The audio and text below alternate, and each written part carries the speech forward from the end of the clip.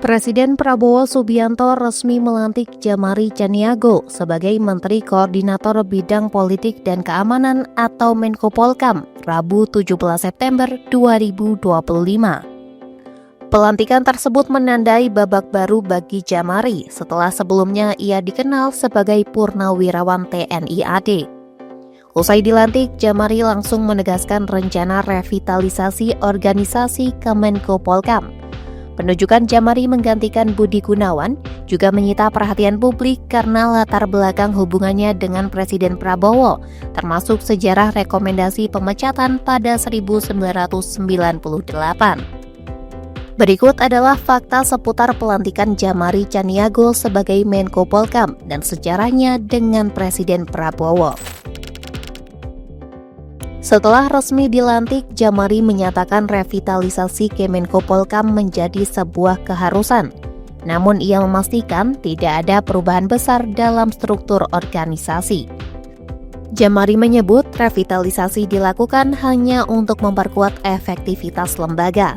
Salah satu aspek yang dievaluasi Djamari adalah deks-deks penindakan yang dibentuk pada era Budi Gunawan. Menurut Djamari, efektivitas mekanisme tersebut perlu dikaji lebih jauh. Sebelum hubungannya kembali dekat, Djamari pernah berada di posisi yang berlawanan dengan Prabowo. Pada 1998, Djamari menjabat sebagai Sekretaris Dewan Kehormatan Perwira yang memberikan rekomendasi pemecatan Prabowo Subianto dari dinas militer. Penunjukan Djamari sebagai Menko Polkam kemudian dinilai peneliti Indonesia Strategic and Defense Studies, Etna Caroline Patisina, sebagai tanda Prabowo bukanlah sosok yang pendendam, tapi masih merujuk pada pengalaman dan hubungan personalnya di masa lalu.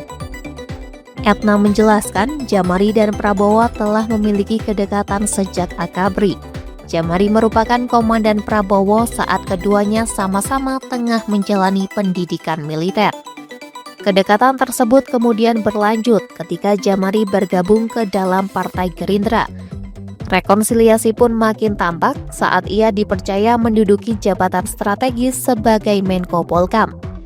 Selain itu, tradisi senioritas militer juga turut mempengaruhi penunjukan Djamari. Posisi Menko Polkam ideal diisi oleh sosok yang memiliki otoritas dan pengalaman panjang di militer. Djamari dikenal memiliki pengalaman panjang di militer. Ia sempat menjabat sebagai Pangkostrat dan Kepala Staf Umum TNI. Sementara di bidang politik, ia pernah menjabat sebagai anggota MPR sejak 1997 hingga 1998. Setelah itu, Djamari diketahui lebih banyak berkiprah di dunia bisnis sebelum kembali terjun ke pemerintahan.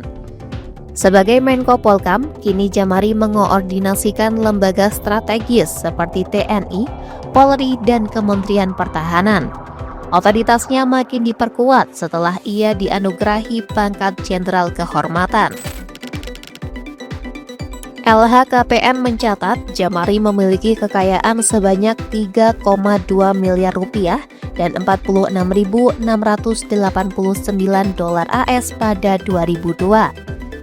Asetnya mencakup tanah dan bangunan di Malang serta Bogor senilai 2,4 miliar rupiah. Selain itu, Djamari juga tercatat memiliki kapal laut 10.000 DWT, kendaraan Land Rover, Kia, BMW, serta 2 unit Harley Davidson dengan total seluruh kendaraan mencapai 850,5 juta rupiah. Tak hanya itu, Djamari juga memiliki aset berupa logam mulia, barang seni dan giro dengan total lebih dari 800 juta rupiah. Djamari juga tidak tercatat memiliki hutang dalam laporan tersebut. Sejak 2002, Djamari tak lagi melaporkan LHKPN karena tidak menjabat sebagai pejabat publik.